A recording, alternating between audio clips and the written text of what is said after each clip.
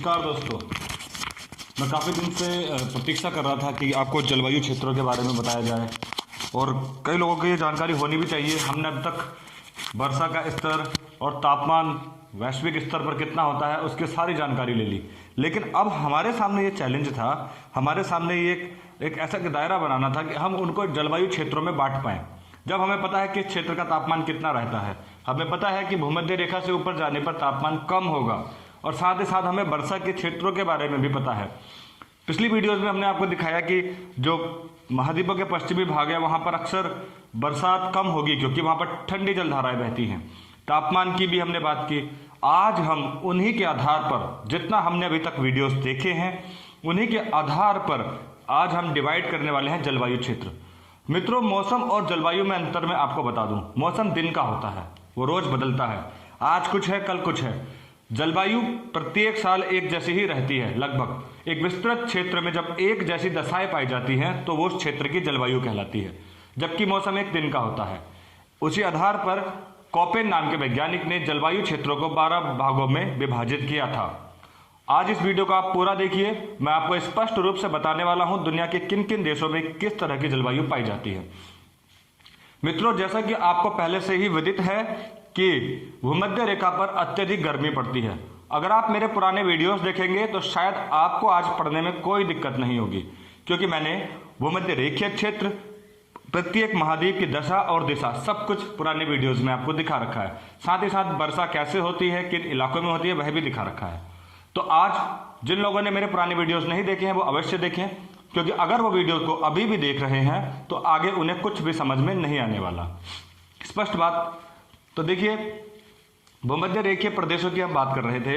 तकरीबन भूमध्य रेखा से 5 डिग्री ऊपर, या मैं 10 डिग्री ले लेता हूं, 10 डिग्री ऊपर या 10 डिग्री नीचे, हमने कहा था कि इन क्षेत्रों में अत्यधिक बरसात होती है, क्योंकि यहाँ पर सूर्य की किरणें परस्पर लगातार पड़ती रहती हैं, जिस वजह से यहाँ पर गर्मी ज्यादा होती है और समुद्र उबलते हैं। यहाँ पर वाष्पोत्सर्जन होता है। वाष्पोत्सर्जन होने से क्या होता है, वाष्पोत्सर्जन होने के बाद परिस्थितियां कुछ ऐसी हो जाती है कि यहाँ पर वर्षा बहुत ज्यादा होती है। जहां पर वर्षा ज्यादा होती है वहां पर जैव विविधता बहुत ज्यादा पाई जाती है।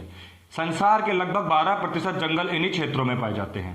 भूमध्य रेखीय प्रदेश, इनमें औसत वर्षा 150 सेंटीमीटर से भी अधिक होती है। 150 सेंटीमीटर से अधिक ये क्षेत्र है। ये पेटी जो आप देख रहे हैं ना, लानोज, अरक, ये जो आप देख रहे हैं अमेजन बेसिन, दक्षिण अमेरिका में, दक्षिण अमेरिका के महाद्वीप में हमने अमेजन बेसिन के बारे में आपको बताया था। अमेजन बेसिन, जहां पर इनको सैलवास कहा जाता है।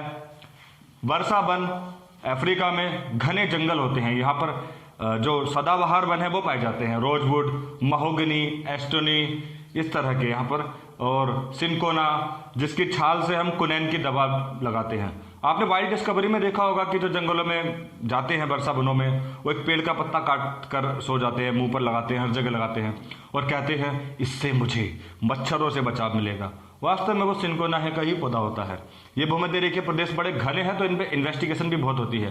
संसार में सबसे ज्यादा जैव विविधता यहीं पर मिलती है। तात्पर्य, सबसे ज्यादा जीवों का समूह आपको यहीं पर मिलेगा। अब यहां पर रबड़, टिन बहुत ज्यादा होती है। देखिए, रबड़ के उत्पादन में थाईलैंड नंबर 1 है। ये अब अगर आप एशिया की तरफ जाओगे तो इंडोनेशिया, मलेशिया का सारा क्षेत्र इससे घिरा है। भाई भूमध्य रेखा में अगर आप देखेंगे तो 7 देश जिनकी सीमा मिलती है भूमध्य रेखा से, गबन, कोंगो, कोंगो जैरे यानी गणतांत्रिक, युगांडा, कीनिया, सोमालिया, ये वो प्रमुख देश हैं जहां पर ये वन पाए जाते हैं और भूमध्य रेखा जलवायु पाई जाती है। वहीं पश्चिम में ये दक्षिण अमेरिका के ब्राजील में पाए जाते हैं, जहां इन मैदानों को सैलवास कहा जाता है।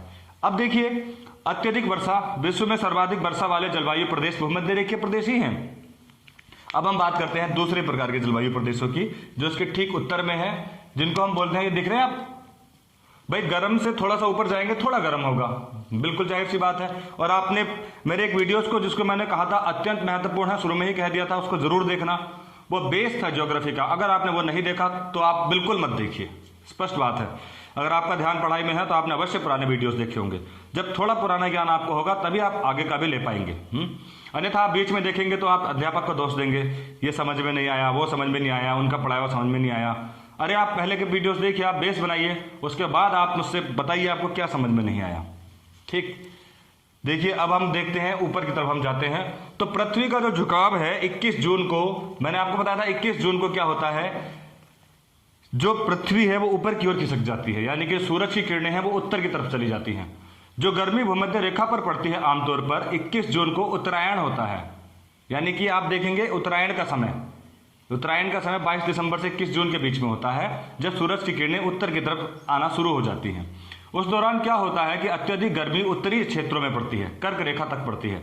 उससे क्या होता है कि जब वह उत्तरी क्षेत्रों में पड़ती है तो उत्तरी क्षेत्रों में अत्यधिक गर्मी पड़ती है, यानी कि जो वर्षा वाला क्षेत्र भूमध्य रेखा पर जन्म लिया था वो अब ऊपर शिफ्ट हो जाता है। ऐसे क्षेत्रों को सवाना क्षेत्र कहा जाता है। ये क्षेत्र जो वर्षा वन है उनके ठीक ऊपर और दक्षिण में पाए जाएंगे। जब गर्मी होगी तो उत्तरी क्षेत्र में बरसात पाई जाएगी, यानी कि सवाना क्षेत्र, ये देखिए आप, ये वर्षा वनों के ठीक उत्तर सवाना तुल्य जलवायु अफ्रीका में पाई जाती है। यहां पर इसको कहा जाता है लानोज। हमने आपको दक्षिण अमेरिका ब्राजील में पढ़ाया था, अराकान नदी जो निकलती है वहां लानोज का मैदान पाया जाता है, ये सवाना तुल्य है। जब उत्तरायण होता है तो सूरज की किरणें उत्तरी अक्षांशों में पड़ती हैं, यहाँ पर अत्यधिक वर्षा होती है उस दौरान, और सर्दियों में वहां पर मौसम शुष्क हो जाता है। अत्यधिक वर्षा होने से यहाँ पर घास के मैदान पाए जाते हैं, बहुत बेहतरीन घास के मैदान, लंबे घास के मैदान, जहाँ पर चरागाह बहुत ज़्यादा अच्छा होता है। चरागाह के लिए पक्षी भी आते हैं। उत्तर की तरफ अगर आप देखेंगे वर्षा वनों के ठीक उत्तर में ये होते हैं, सूरज की किरणों पर निर्भर हैं। तो यहाँ पर ये लानोस और यहाँ पर ये कहलाते हैं, ध्यान से सुनिए, सवाना। और उसके अतिरिक्त अगर आप दक्षिण में जाएंगे तो ये ब्राजील के क्षेत्रों में कहलाते हैं कंपास। कंपास से संबंधित प्रश्न आपसे कई बार पूछा जाता है। ये जलवायु प्रदेश सवाना तुल्य जलवायु के अंतर्गत आता है। वहीं आप सवाना आप देखेंगे तो पर्णपाती जो ये वर्षा वन है इनके उत्तर में भी है, दक्षिण में भी है। तकरीबन 10 डिग्री जहां तक वर्षा वन है उसके उपरांत 10 डिग्री से 20 डिग्री क्षेत्र में आपको सवाना वन मिल जाएंगे। ये घास के मैदान होते हैं, आपने सुना लानोस कंपास के बारे में। यहाँ पर औसत वर्षा 100 से 150 सेंटीमीटर तक होती है, लेकिन सर्दियों में यहाँ पर मौसम शुष्क हो जाता है। कहने का यह है कि दिसंबर के मौसम में यहाँ मौसम में बरसात नहीं होती। अगर आप नोट कर रहे हैं तो नोट भी करते जाइए। सर्वाधिक वर्षा भूमध्य रेखीय प्रदेशों में 150 सेंटीमीटर से अधिक। उसके बाद सबसे ज्यादा वर्षा वाला क्षेत्र है सवाना तुल्य, यहाँ पर 100 सेंटीमीटर से 150 सेंटीमीटर तक वर्षा रिकॉर्ड की जाती है। ये फैक्चुअल है, कई बार यूपीएससी के पेपर में डाटा दे देता है, जनवरी माह में इतना मौसम उतना मौसम। तापमान यहाँ पर अत्यधिक ही रहेगा, करीब 25 डिग्री सेल्सियस से ज़्यादा औसत तापमान रहता है वर्षा वनों में, और करीब 20 से 25 डिग्री सेल्सियस तक औसत तापमान आपको सवाना तुल्य वनों में भी मिलेगा। अब अगर हम ऊपर बढ़ते हैं तो देखिए मानसूनी प्रदेश, उष्ण कटिबंधनीय मानसूनी प्रदेश, जो वृक्ष वर्षा वन में पाए जाते हैं वही वृक्ष सवाना तुल्य जलवायु में भी पाए जाते हैं। उष्ण कटिबंधीय मानसूनी प्रदेश, मानसूनी प्रदेशों के बारे में मैं आपको बताऊं, भारत का क्षेत्र आता है। भारत ये मलेशिया के बॉर्डर का क्षेत्र आता है। पहले मैं क्षेत्र आपको दिखा दूं, ये कोलंबिया वेनेजुएला का क्षेत्र आता है, पूरा वेस्ट इंडीज आता है, और फ्लोरिडा का क्षेत्र अमेरिका में। वेस्ट इंडीज में क्यूबा, जमैका, बारबाडोस, बहुत सारे द्वीप आते हैं। ये है ऑस्ट्रेलिया का उत्तरी क्षेत्र भी। अगर आप नक्शे में देख रहे हैं तो तकरीबन 30 डिग्री उत्तरी अक्षांश और 30 डिग्री दक्षिणी अक्षांश में ये पाए जाते हैं। ये भी जून के महीने में समुद्रों के तटीय क्षेत्रों में जून के महीने से तटीय क्षेत्रों में पाए जाते हैं। ठीक, यानी कि ये भी 20 से 30 डिग्री सेल्सियस उत्तरी और दक्षिणी अक्षांशों में पाए जाते हैं। जैसा आप देख रहे हैं भारत की स्थिति भी वही है, ये स्थिति भी वही है, और नीचे भी आप देखेंगे ये स्थिति भी, ऑस्ट्रेलिया की स्थिति भी कसमोकेस यही है। तो इस जलवायु में ग्रीष्मकालीन बरसात दर्ज की जाती है। आप समझ रहे हैं, ग्रीष्मकालीन, जैसे भारत में 1 जून से। मानसूनी प्रदेशों के बारे में ज्यादा जानकारी देने से बेहतर है कि आप भारत की जलवायु को अच्छी तरह से जानते हैं। यहाँ पर पर्णपाती वन पाए जाते हैं, यानी कि जब बरसात होगी तो उनमें पत्ते आ जाते हैं, और जब सर्दियों में बरसात नहीं होती तो पतझड़ हो जाता है, यानी कि वो पत्ते झड़ने लग जाते हैं। बाकायदा मुझे इसके बारे में ज़्यादा बताने की जरूरत नहीं है, आप उन्हीं प्रदेशों के निवासी भी हैं। अब मैं बात करता हूं चौथे जलवायु प्रदेश की, उष्ण कटिबंधीय मरुस्थलीय प्रदेश या सहारा तुल्य प्रदेश। हमने आपको पिछले वीडियोस में बताया था कि ठंडी जलधाराएं बहती हैं। ठंडी जलधाराओं के बहने से महाद्वीपों के पश्चिमी भाग में रेगिस्तान का निर्माण होता है। जैसे यहाँ कैलिफोर्निया की धारा बहती है, जिसके कारण उत्तरी अमेरिका में मोजाम्बे मरुस्थल का निर्माण हुआ। ठंडी जलधाराओं में क्या होता है, नमी की मात्रा नहीं होती। मेरे पिछले वीडियोस को आप देखिए, आपको स्पष्ट रूप से समझ में आ जाएगा। आपसे ठीक 6 या 7 वीडियो पहले इसके बारे में बहुत गहन अध्ययन किया गया है और बहुत अच्छे से आपको ये बताया गया है। दक्षिण में हम्बोल्ट जलधारा के कारण यहां पर अटाकामा मरुस्थल का निर्माण हुआ है, जहां पर कलामा नाम की एक जगह है, वहां पर 400 सालों से वर्षा नहीं हुई। पश्चिमी ऑस्ट्रेलियाई जलधारा हिंद महासागर में, उसके कारण विक्टोरिया मरुस्थल का निर्माण हुआ है। अब मित्रों, ये वो क्षेत्र है जो बिल्कुल शुष्क क्षेत्र है, यहां पर बहुत कम बरसात होती है। महाद्वीपों के पश्चिमी प्रदेशों में मैं आपको बताऊं, कम वर्षा वाला क्षेत्र तो ऑलरेडी हो ही गया है। अगर परीक्षा में पूछा जाए मिलाने के लिए जनवरी माह, फरवरी माह, तो अत्यधिक तापमान यहाँ पर रहता है। और तो और मैं बताऊं कि ये जो मोजाम्बिक मरुस्थल है, यहाँ पर मृत घाटी है, जो रहस्यमय घाटी है, मृत घाटी में लगभग 54 से 55 डिग्री सेल्सियस तक तापमान रिकॉर्ड दर्ज किया गया। आप कल्पना करिए अमेरिका में ऐसी जगह। ठीक, तो देखिए ये यहाँ पर यहाँ पर नुकीली और कांटेदार जलवायु पाई जाती है। मैं आपको बता दूं, नुकीली और कांटेदार जलवायु यहाँ पर पाई जाती है। स्पष्ट तौर पर नागफनी, कैक्टस जो आप जानते हैं, बबूल, झाड़ीदार घाटियां। अब 4 प्रकार के जलवायु प्रदेशों के बाद वर्षा का स्तर यहाँ पर 50 सेंटीमीटर से भी कम होता है। अब हम बात करते हैं, जब हम उत्तर की तरफ बढ़ते हैं, ये ज्यादातर क्षेत्र भूमध्य रेखा के नजदीक का है, जो हम 4 जलवायु क्षेत्र पढ़ चुके हैं। अब हम बात करते हैं भूमध्य सागरीय जलवायु प्रदेशों की। ये भी महाद्वीपों के ज्यादातर पश्चिमी क्षेत्रों में पाए जाते हैं। तात्पर्य ये है, यहां पर भी वर्षा, पश्चिमी जो हमारे महाद्वीपों का क्षेत्र है, वहां पर ठंडी जलधारा के कारण वर्षा कम होगी। परंतु ये जो मरुस्थल पाए जाते हैं, वो 30 डिग्री उत्तरी और 30 डिग्री दक्षिणी में पाए जाते हैं। 30 डिग्री उत्तरी, 30 डिग्री दक्षिणी में, ये उससे थोड़ा ऊपर पाए जाते हैं। यानी कि जलवायु थोड़ा ठंडा तो रहेगा मरुस्थलों के मुकाबले। थोड़ा ऊपर रहने से मैं आपको बताऊं कि जब मौसम होता है सर्दियों का, यानी कि जब उत्तरी अक्षांशों में सूरज नीचे पहुंच जाता है, सूरज जब नीचे होता है यहाँ पर ठंडा हो जाता है, तो जो अधोध्रुवीय पेटी है, जो यहाँ पर रिकॉर्ड की जाती है, जहां निम्न वायुदाब होता है, अधोध्रुवीय पेटी, वो अधोध्रुवीय पेटी नीचे खिसक जाती है। मेरे वायुदाब वाले वीडियोस को आप अवश्य, तो इन क्षेत्रों में ये पेटी के नीचे खिसकने से, जो ये पेटी थी अधोध्रुवीय, नीचे खिसकने से ये पेटी नीचे आ जाती है भूमध्य सागरीय क्षेत्रों में। और जब ये अधोध्रुवीय पेटी या निम्न वायुदाब पेटी भूमध्य रेखा की तरफ आती है, तो यहां पर, क्योंकि ये सर्दियों में होता है ऐसा, जब सूरज नीचे पहुंच जाता है, तो यहां पर चक्रवात उत्पन्न होते हैं। आपने मेरे वायुदाब वाले वीडियो को अवश्य देखना चाहिए, जहां पर बताया गया है कि इन पेटियों में, अधोध्रुवीय पेटी में चक्रवात उत्पन्न होते हैं, जहां पर नीचे से पछुआ पवनें और ऊपर से ध्रुवीय पवनें टकराती हैं। और तो इन पवनों के टकराने से चक्रवात उत्पन्न होता है, जिससे यहां पर शीतकालीन वर्षा होती है। सुन रहे हैं आप?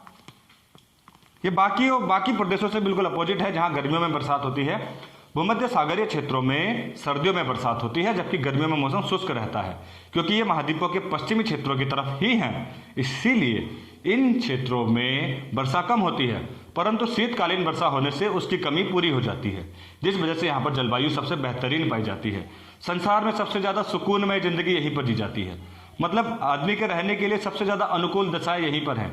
स्विट्जरलैंड भी यहीं पर है, स्पेन, फ्रांस, इटली, सारे प्रमुख देश यहीं पर बसते हैं। वहीं चिली का ही पश्चिमी तट भी इसी जलवायु में है। अमेरिका का मध्य प्रदेश भी इसी के अंतर्गत है। जबकि ऑस्ट्रेलिया का भी दक्षिणी सिरा, लेक जो विक्टोरिया के दक्षिणी सिरा है, वो इसी जलवायु से घिरा हुआ है। सबसे मुफीद जलवायु क्षेत्र ये माने जाते हैं। और यहाँ पर देखिए, आप नोट कर रहे हैं, तो यहाँ पर वर्षा 37 से 75 सेंटीमीटर तक होती है। सर्दियों में यहाँ पर तापमान 5 डिग्री से 10 डिग्री हो जाता है। गर्मियों में तापमान अच्छा रहता है, 21 डिग्री से 27 डिग्री। तो आप समझ सकते हैं कितनी अनुकूल ये जलवायु दशाएं हैं। अब हम बात करते हैं स्टेपी तुल्य जलवायु की। स्टेपी तुल्य जलवायु घास के मैदानों को बोलते हैं। ऐसे घास के मैदान जहां पर वर्षा का स्तर भी ठीक होता है, और मतलब ऐसी अनुकूल दशाएं जहां पर आप चरागाह कर सकते हैं। ये क्षेत्र भी पश्चिम की तरफ ही पाए जाते हैं महाद्वीपों के। मतलब यहां पर भी वर्षा का स्तर उतना अच्छा नहीं रहेगा, क्योंकि पश्चिमी क्षेत्र, महाद्वीपों के पश्चिमी क्षेत्रों में ठंडी जलधाराएं बहती हैं। स्टेपी तुल्य की बड़ी खासियत है कि यहाँ पर आप बहुत बड़ा कृषि के लिए अनुकूल दशाएं उत्पन्न कर सकते हैं। इसका जो वर्षा का स्तर है वो कम ही होता है, तकरीबन 50 डिग्री सेल्सियस 50 सेंटीमीटर तक ही रहता है। तापमान भूमध्य सागरीय क्षेत्रों के जितना ही होता है। देखिए यहाँ पर स्टेपी, ये यूक्रेन और हंगरी का क्षेत्र है। प्रेरीज घास के मैदान, लेक क्षेत्र, पंपास, कंपास नहीं, पंपास अर्जेंटीना में घास के मैदान है, ये आपने अक्सर पढ़ा होगा, पूछे जाते हैं। डाउन्स कहाँ का है? ऑस्ट्रेलिया, डाउन्स क्षेत्र। साथ ही वेल्ड जो शीतोष्ण घास के मैदान है वो इसी जस्टेपितुल्य जलवायु में पाए जाते हैं। साथ ही वेल्ड दक्षिण अफ्रीका में पाया जाता है। देख रहे हैं आप वेल्ड, इनके बारे में परीक्षा में अक्सर पूछा जाता है। ठीक, अब इन जलवायु प्रदेशों के अतिरिक्त एक और जलवायु प्रदेश जो पूर्वी क्षेत्रों में पाया जाता है महाद्वीपों के। अब पूर्वी क्षेत्रों में गर्म जलधाराएं बहती हैं, इसका तात्पर्य है वहां पर अत्यधिक वर्षा होती होगी, जलवायु वहां की जबरदस्त होती होगी। जहां पर बरसात का स्तर अच्छा होगा वहां पर खेती के लिए मुफीद जलवायु होगी। जो बरसात हमारी पूर्वी महाद्वीपों के पूर्वी क्षेत्रों में पड़ती है उस जलवायु को हम बोलते हैं चीन तुल्य जलवायु। चीन तुल्य जलवायु, ये देखिए चीन तुल्य जलवायु है कि महाद्वीपों के पूर्वी क्षेत्रों में होती है। मैं आपको बना के दिखा देता हूँ, इनके भी पूर्व में ये देखिए आप, ऑस्ट्रेलिया में भी। हमने ऑस्ट्रेलिया महाद्वीप जब पढ़ाया था तो आपको बताया था कि ऑस्ट्रेलिया के ज़्यादातर देश यहीं पर बसे हैं, यहाँ पर बरसात अच्छी होती है। बताऊँ, सिडनी, कैनबरा सब यहीं पर बसे हैं। ये देखिए चीन तुल्य। और चीन संसार में सबसे ज़्यादा गेहूं, चावल, टमाटर, आलू, प्याज सबका उत्पादन करता है, ये भी आपको पता होना चाहिए। अमेरिका में भी पूर्वी क्षेत्रों में जलवायु पाई जाती है, यहाँ पर आप देखेंगे तो ये जलवायु पाई जाती है। अमेरिका में भी काफ़ी अच्छा इसकी वजह से प्रोडक्शन होता है। महाद्वीपों के पूर्वी क्षेत्रों में ये जलवायु पाई जाती है। ब्राज़ील में भी गन्ना बहुत ज़्यादा होता है। ये क्षेत्र सब चीन तुल्य पूर्वी क्षेत्र हैं। ऑब्वियसली बरसात अच्छी होती है तो यहाँ पर वर्षा का स्तर 100 सेंटीमीटर से ऊपर रहता है। तापमान ये अक्षांशों के ऊपर निर्भर करता है। मित्रों, इस चैनल को आप जरूर सब्सक्राइब करिए और मुझे बताइए आपको ये वीडियो कैसा लग रहा है। अब हम बात करते हैं ध्रुवीय प्रदेशों की तरफ जाते हैं। ध्रुवीय प्रदेशों में दो तरह की जलवायु प्रमुख है। ऊपर टुंड्रा जलवायु प्रदेश है। टुंड्रा जलवायु तो संसार की सबसे ठंडी जलवायु है। यहाँ पर गर्मियों में भले ही देखिए यहाँ पर वर्ष भर बर्फ ही जमी रहती है। ये ध्रुवीय क्षेत्र है, इसके बारे में ज़्यादा बताने की जरूरत नहीं है। इनके इलाके हैं ग्रीनलैंड, कनाडा का उत्तरी क्षेत्र। यहाँ पर एक जनजाति पाई जाती है एस्किमो, वो बर्फ के घर बनाती है जिनको इग्नू बोलते हैं। परीक्षा में अगर इनके आंकड़े दिए जाएंगे आप तुरंत पहचान जाएंगे ये टुंड्रा प्रदेश है। अगर आप टुंड्रा प्रदेश देखिए, ऊपर साइबेरिया का क्षेत्र, नॉर्वे, फिनलैंड, स्वीडन का उत्तरी क्षेत्र, ग्रीनलैंड और उत्तरी अमेरिका का उत्तरी क्षेत्र यानी कनाडा का उत्तरी क्षेत्र। अब अंत में हम बात करते हैं इनके ठीक दक्षिण में टाइगा प्रदेशों की। देखिए टुंड्रा प्रदेशों में बिल्कुल भी गर्मी नहीं होती, लेकिन गर्मियों के मौसम में टाइगा प्रदेशों में 0 से 10 डिग्री सेल्सियस तक का तापमान पाया जाता है। मतलब यहाँ पर निवास के लिए थोड़ी सी अनुकूल दशाएं हैं। ये इसके ठीक दक्षिणी इलाका है। यहाँ पर जब गर्मी होती है तो तमाम सुंदर घास के मैदान उत्पन्न हो जाते हैं जिससे अनुकूल दशाएं उत्पन्न हो जाती हैं। कनाडा का उत्तरी क्षेत्र, साथ ही साथ यूरोप का भी उत्तरी क्षेत्र जिसमें देश आते हैं, रोमानिया आता है यहाँ पर, और बुल्गारिया आएगा, बुल्गारिया नहीं, रोमानिया आएगा, बाल्टिक कंट्री आएंगी, नॉर्वे, फिनलैंड, स्वीडन आएगा, और यहाँ पर रशिया का ये क्षेत्र आएगा। ये कहलाएंगे टैगा क्षेत्र। तो मित्रों, यहाँ पर एल्पाइन वन पाए जाते हैं। आपको पता होगा एल्पाइन वन के बारे में, स्प्रूस, महोगनी, स्प्रूस, अशोक, देवदार, फर, ये प्रमुख यहाँ की जलवायु पौधे होंगे। मित्रों, इसके बाद हम अगली वीडियो पर अपना ध्यान केंद्रित करते हैं। फिलहाल आपको ये वीडियो कैसा लगा मुझे जरूर बताइए।